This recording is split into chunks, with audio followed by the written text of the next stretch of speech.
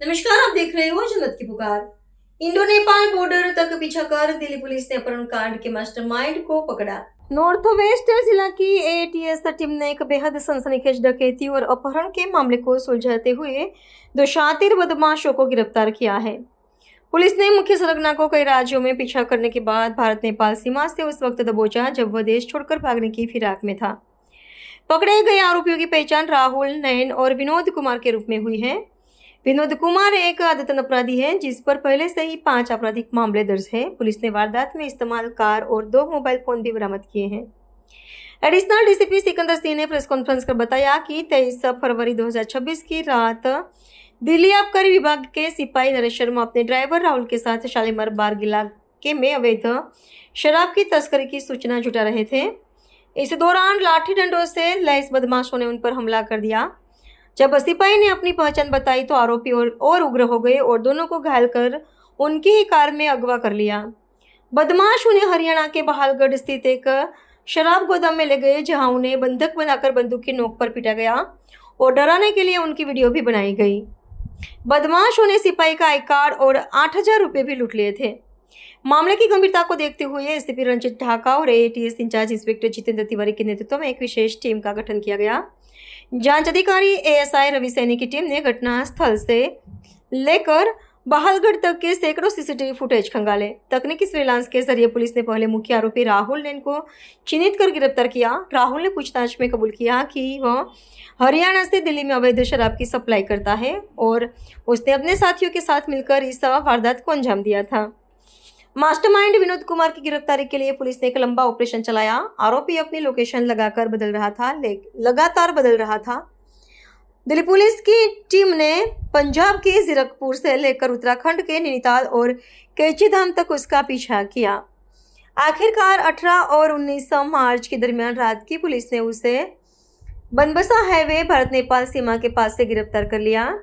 वह सीमा पार कर नेपाल भागने की कोशिश कर रहा था। पुलिस अभी इस गिरोह के अन्य फरार सदस्यों की तलाश कर रही है और इनके अन्य आपराधिक रिकॉर्ड खंगाल रही है। इस मामले में और ज्यादा जानकारी के लिए जनमत की पुकार के क्राइम रिपोर्टर तिलक राज ने नॉर्थ वेस्ट जिले के एडिशनल डीसीपी सिकंदर सिंह से खास बातचीत की है। क्या कुछ कहा है, सुन लीजिए। जनमत की पुकार में आप सभी का स्वागत है। मैं तिलक राज इस टाइम में मौजूद हूं नॉर्थ वेस्ट डिस्ट्रिक्ट के हमारे साथ मौजूद है एडिशनल डीसीपी सिकंदर सिंह जी। आपको बता दूं जिस तरीके से शालीमार बाग में एक कॉल प्राप्त होती है जिसमें बताया जाता है कि एक एक्साइज डिपार्टमेंट के कांस्टेबल को कुछ लोग उठाकर ले जाते हैं, जिसमें बताया जाता है कि वो नशा तस्कर थे। उन्होंने एक जाल बिछाया था नशा तस्करों को पकड़ने के लिए। उसी को देखते हुए शालीमार बाग में जब कॉल प्राप्त हुई उसी को टीमों को लगाया गया, जिसमें कि एटीएस की टीम को लगाया गया। बता दूं जिस तरीके से सर पूरा मामला क्या था और किस तरीके से एक्साइज की टीम ने जो जाल बिछाया था, जाल बिछाने को लेकर कई उनके अंदर गाड़ी को लेकर भी बातें हुई और उनको किडनैप करके बहादुरगढ़ की तरफ भी ले जाया गया और फिर जब एटीएस की टीम ने काम किया तो नेपाल बॉर्डर से जाके पकड़ के लाई। तो पूरा मामला किस तरीके से सर? 23 फरवरी 2026 को हमारे शालीमार बाग पीएस एरिया में नरेश शर्मा नाम के व्यक्ति हैं जो एक्साइज में अभी काम करते हैं। दिल्ली पुलिस से वो एक्साइज में गए हुए थे। उन्होंने अपनी टीम के साथ एक ट्रैप लगाई थी शालीमार बाग एरिया में और इसी ट्रैप के दौरान उन्होंने फिर हमें कंप्लेंट में ये बताया कि जब वो ट्रैप लगाए हुए थे उनके पास करीब 5-6 लोग आते हैं, उनसे उनकी आइडेंटिटी के बारे में पता करते हैं और जब उन्हें पता लगता है कि दिल्ली एक्साइज से हैं तो उनके साथ वो बहसबाजी करते हैं, मारपीट करते हैं, उनकी गाड़ी का की ले लेते हैं और उसी गाड़ी में उनको किडनैप करके हरियाणा लेकर के जाते हैं एक वेयर हाउस में। और फिर उस वेयर हाउस में भी जाकर के उनके साथ मारपीट की जाती है। उनको धमकाया जाता है कि आप ये हम जो सप्लाई करते हैं लिकर का उस पर आप क्यों रोक टोक करते हो, और जो कि इलीगल लिकर सप्लाई का ये काम करते हैं जो एक्यूज़ हैं। इसके बाद से एफआईआर रजिस्टर की जाती है पीएस शालीमार बाग के एरिया में और हमें ये पता लगता है कि इसमें इंटर स्टेट एक गैंग काम कर रहा है जो इस तरह से इलीगल लिकर सप्लाई करते हैं और एक्साइज डिपार्टमेंट में दबाव डालने की कोशिश कर रहे हैं। तो इसी कारण से हम एक डेडिकेटेड टीम बना करके हमारी जो एटीएस यूनिट है नॉर्थ वेस्ट डिस्ट्रिक्ट उसको ये केस ट्रांसफ़र कर दी जाती है इन्वेस्टिगेशन करने के लिए।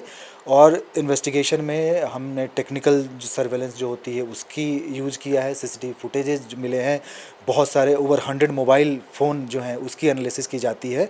और इसके बेसिस पे पहले एक राहुल नैन नाम के व्यक्ति व्यक्ति को अरेस्ट किया जाता है और अब विनोद नाम के एक एक्यूज को अरेस्ट किया जाता है इंडो नेपाल बॉर्डर से। इसको पीछा करते हुए पहले हमारी टीम जीरकपुर जाती है, फिर वहाँ से नैनीताल जाती है और फिर नेपाल बॉर्डर के पास से जाकर के इसको अरेस्ट किया जाता है। साथ में हम रिकवर कर पाते हैं जो क्राइम के दौरान 2 मोबाइल फ़ोन यूज की गई थी और एक वर्ना ब्लैक कलर की जो गाड़ी थी वो जो क्राइम में इन्वॉल्व थी। सर, जिस तरीके से लिकर सप्लाई को लेकर बात चल रही थी, क्या अदर स्टेटों में भी इनका जो गैंग एक्टिव है, क्या उन पे भी अब दबिश का दी जाएगी सर? हाँ बिल्कुल, हमें एक वेयर हाउस का पता तो लग ही गया है जो हरियाणा में स्थित है, भालगढ़ में, जहाँ पे ये इंसिडेंट भी हुआ था। तो उनके ओनर्स को पकड़ करके उन पे जांच, ये जितने भी एक्यूज़ड हैं, अभी हमें पता लगा है कि 5 से 6 एक्यूज इसमें हो सकते हैं, 2 की अरेस्ट ऑलरेडी हो चुकी है।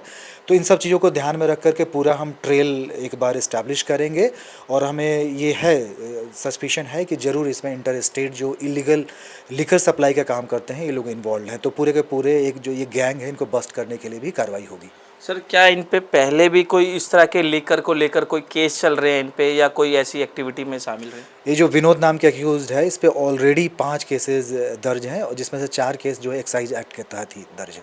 सर, टीम के बारे में क्या कहना चाहेंगे? जिस तरीके से एटीएस की टीम ने बेहतरीन काम किया है, चेज कर नेपाल से जाके गिरफ्तार किया है, तो टीम के बारे में क्या कहना चाहेंगे जिस तरीके से टीम मोटिवेशनल हो?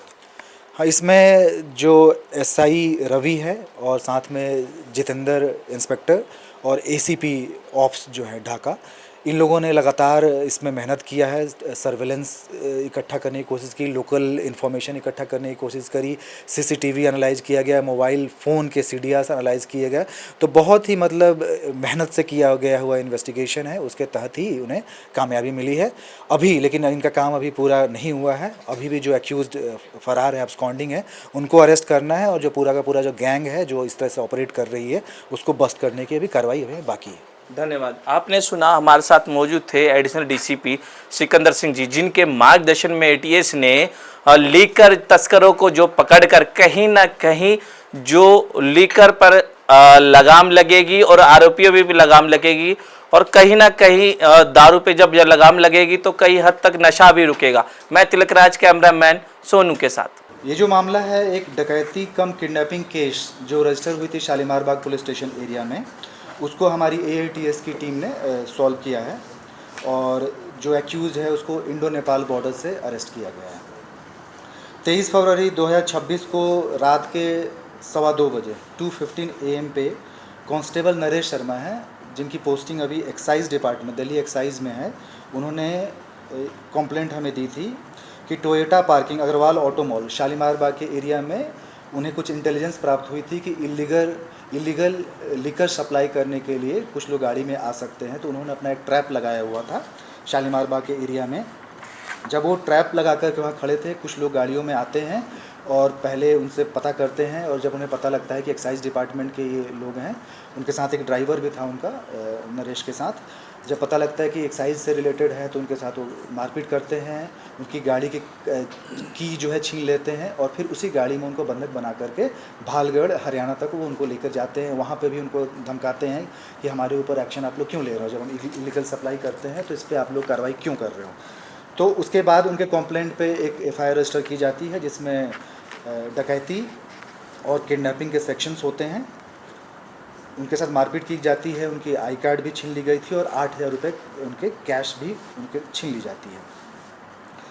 बाद में चूँकि हमें इंफॉर्मेशन मिलती है कि ये इंटर स्टेट जो लिकर सप्लाई करते हैं वो गैंग हो सकता है शामिल इस क्राइम में, तो केस ट्रांसफ़र कर दी जाती है एटीएस टीम को ताकि एक डेडिकेटेड टीम उस पर लगातार काम कर पाए।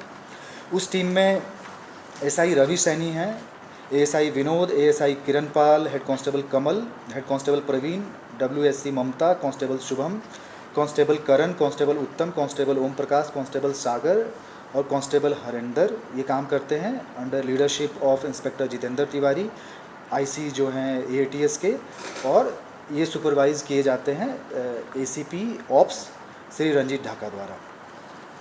इस जो इंसिडेंट हुआ था, जब इसमें इन्वेस्टिगेशन की जाती है तो हम उस वेयर हाउस तक पहुंच जाते हैं हरियाणा में भालगढ़ में, जहां पर किडनैप करके व्यक्तियों को ले जाया गया था और जहाँ पे उनके साथ मारपीट की गई थी। वहाँ पे हम सीसीटीवी फुटेज भी हमें मिल जाती है और सीसीटीवी फुटेज में पूरा इंसिडेंट वो दिखता भी है।